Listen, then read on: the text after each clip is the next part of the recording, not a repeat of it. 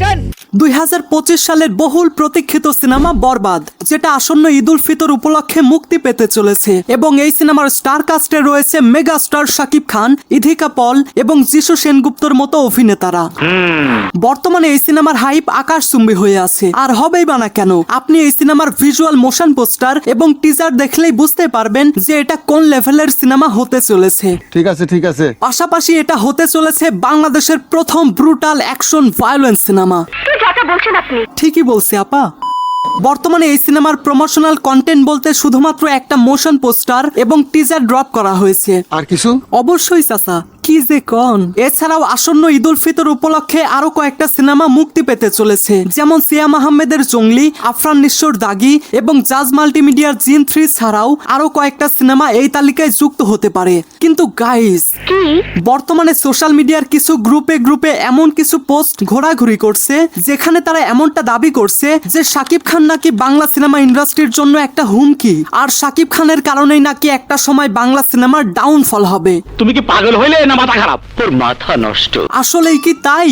বিষয়টা একটু ব্যাখ্যা করবেন? হ্যাঁ, অবশ্যই ব্যাখ্যা করব, কিন্তু পুরো ভিডিও দেখতে হবে।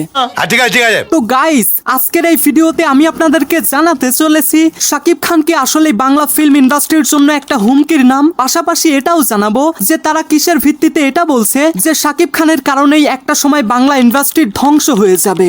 জানি না। तो अपनी अपनी कुर्सी की पेटियां बांध लो, क्योंकि मौसम मिस्टीरियस होने वाला है। So without wasting any more time, video शुरू करा जाक। And this is going to be an interesting video. ইস, আবার ইংরেজি মারাও। সরি ডিপজল ভাই। তাই ভিডিও শুরু করার আগে চ্যানেলটা সাবস্ক্রাইব করুন। আরে বাহ, আপনাকে থ্যাংক ইউ। তো গাইস, সেই সব পোস্টে যেমন ভাবে বলা হয়েছে আমি তেমন ভাবেই আপনাদেরকে বলছি। আচ্ছা, আমাদের বাংলাদেশের সিনেমা অর্ধেকের বেশি মুক্তি পায় দুই ঈদে, ঈদ উল ফিতর এবং ঈদ উল আজহায়, যার ফলে ঈদে মুক্তি পাওয়া সিনেমাগুলোর মধ্যে প্রতিযোগিতা থাকার কথা, কিন্তু বাস্তবে তা ঘটে না। এর কারণ কি? এর কারণ শাকিব খান। সিনেমার কন্টেন্ট, গল্প বা মান নয়, শুধু শাকিব খানের নামের জন্যই অনেক দর্শক হলে যায়। ফলে সিঙ্গেল স্ক্রিন তো বটেই, মাল্টিপ্লেক্সেও শাকিব খানের সিনেমায় প্রাধান্য পায় এবং অন্য সিনেমাগুলো চাইলেও তার পাশে দাঁড়ানোর সুযোগ পায় না। না, আর ঠিক থাকা গেল না রে। এটার উত্তর আমি দিয়ে দিচ্ছি। ঠিক আছে।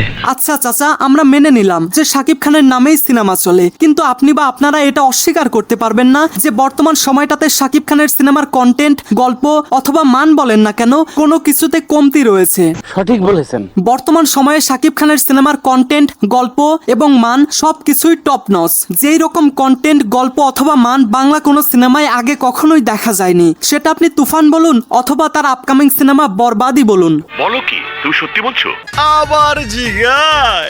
তারপর সেই সব পোস্টে এমন বলা হয়েছিল যে এবারের ঈদে বরবাদ একটা বড় ধামাকা দিতে চলেছে, কিন্তু একই সময়ে মুক্তি পাচ্ছে সিয়াম আহমেদের জঙ্গলি। যদিও জঙ্গলির ভিজুয়াল মোশন পোস্টার এবং অন্যান্য প্রচারণা ভালোই সাড়া ফেলেছে, তবুও প্রতিপক্ষ যখন শাকিব খান, তখন যতই ভালো উপস্থাপনা করা হোক না কেন সেটা বক্স অফিসে টিকে থাকতে পারবে না। এই কারণেই বলেছিলাম শাকিব খানের সিনেমা অন্যদের জন্য হুমকি।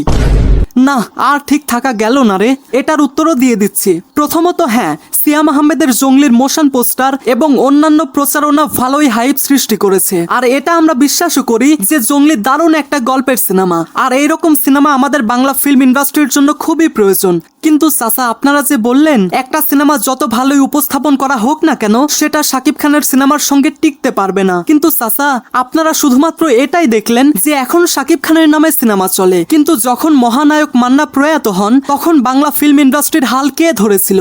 শাকিব খান। নিঃসন্দেহে তুই ঠিক কথা বলেছিস। সেই সময়টাতে শাকিব খান যদি বাংলা ফিল্ম ইন্ডাস্ট্রির হাল না ধরতো, তাহলে বর্তমান সময়টাতে আমাদের বাংলা ফিল্ম ইন্ডাস্ট্রি বলে হয়তো কিছু থাকতোই না। কেননা আপনাকে বললে হয়তো আপনি নিজেও এটা দেখাতে পারবেন না যে সেই সময়টাতে বাংলা ফিল্ম ইন্ডাস্ট্রির হাল ধরার মতো কোনো নায়কই ছিল না। কিছু মনে করবেন না, আপনি বেশি কথা বলেন। আর বিগত 1.5 যুগের বেশি ধরে তিনি বাংলা ফিল্ম ইন্ডাস্ট্রিকে টিকিয়ে রেখেছেন। সেই হিসেবে তিনি এতটুকু তো স্টারডাম ডিজার্ভ করেন, যেখানে তার সিনেমার সঙ্গে ক্ল্যাশ করা একটা সিনেমার জন্য দুঃস্বপ্ন হবে। क्या बात है सर। শোনেন চাচা, পাশাপাশি আপনাদেরকে আরো একটা কথা বলে দেই। ওয়েট গাইস, শুধু কি এই ভাইকে সাপোর্ট করলে হবে? এই ভাইয়ের ছোট ভাইকেও তো সাপোর্ট করতে হবে নাকি? অ্যাজ এ রেসপন্সিবল সাবস্ক্রাইবার আপনাদের উচিত আমার ছোট ভাইকেও সাপোর্ট করা। কথা কম ক। জোক সাপোর্ট, এটা হলো আমার ছোট ভাইয়ের ইউটিউব চ্যানেল, যেখানে সে ভয়েস ওভার করে অনেক সুন্দর সুন্দর ফানি ভিডিও বানায়। আপনারা অবশ্যই চ্যানেলটা ঘুরে আসবেন। আর হ্যাঁ, আমি আমার ছোট ভাইয়ের চ্যানেলের লিংক ডিসক্রিপশন বক্স এবং পিন কমেন্টে দিয়ে রাখবো। ঠিক আছে থ্যাঙ্কস। তো যাই হোক, যেটা বলছিলাম, শোনেন চাচা, পাশাপাশি আপনাদেরকে আরো একটা কথা বলে দেই। শাকিব খানের সিনেমার সঙ্গে যখন অন্য একটা সিনেমার রিলিজ পাই, তখন কিন্তু সেই সিনেমার বিনা অর্থে প্রমোশন হয়ে যায়।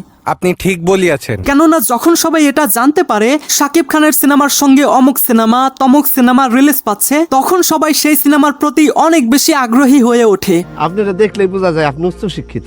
তো যাই হোক, তারপর সেই পোস্টের শেষের দিকে এমনটা বলা হয়েছে যে দর্শকদের দোষ দিয়ে লাভ নেই, তারা কন্টেন্ট বোঝে না, সিনেমা দেখেও না, কিন্তু এই সমস্ত কিছুর দায় পরিচালক এবং প্রযোজকদেরকেই নিতে হয়। না, আর ঠিক থাকা গেল না রে, এটারও উত্তর দিয়ে দিচ্ছি। বলেন কি? না থাক, এটার উত্তর দিতে গেলে অনেক বেশি কন্ট্রোভার্সি হয়ে যাবে। এটার উত্তর আপনারাই কমেন্টে দিয়ে যাবেন, ঠিক আছে? ঠিক আছে।